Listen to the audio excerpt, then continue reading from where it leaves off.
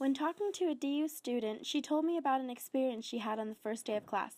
Her professor asked her in the class what public issues they were most passionate about.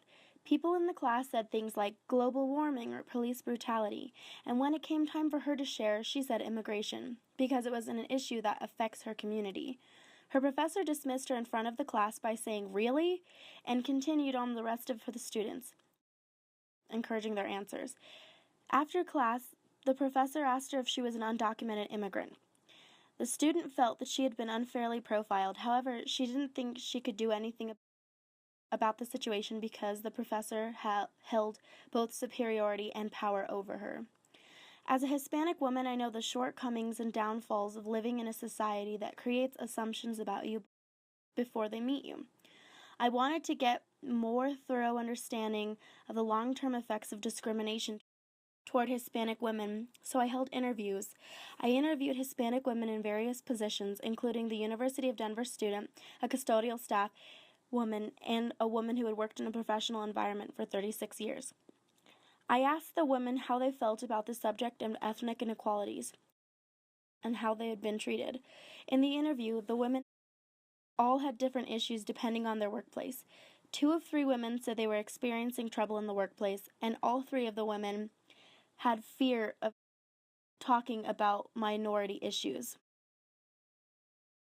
3 of the women explained that they didn't know how to address the issue that they were experiencing in the workplace. 2 of the women explained that they felt separated from the white people they interacted with because of a lack of understanding that stereotyping occurred.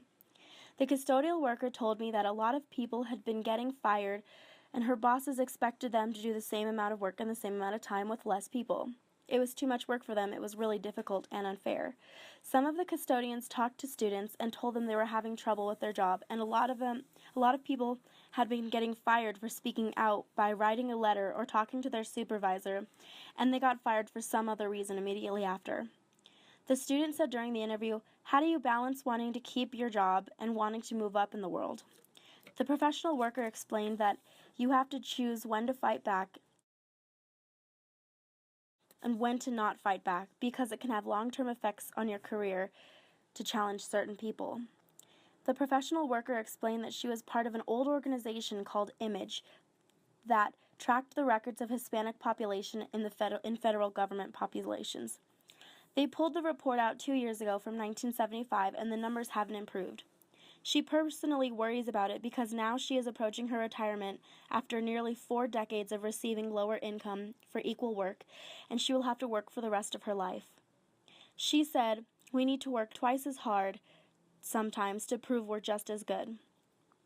The quiet discrimination that Hispanic people, specifically women, goes largely unreported because people don't feel that they can speak up about issues for fear of negative outcomes. Many of the women feel stuck in the same positions and have a hard time moving up in their positions. In previous findings from sociologist Roberto de Anda, he found that during a study, the overall employment hardship of Hispanic women was 36%, as opposed to approximately 18% of white women having employment hardships. Of the same group of women, 34.6% of those Hispanic women completed high school versus 7.78% of the white women had completed high school and were in the same positions.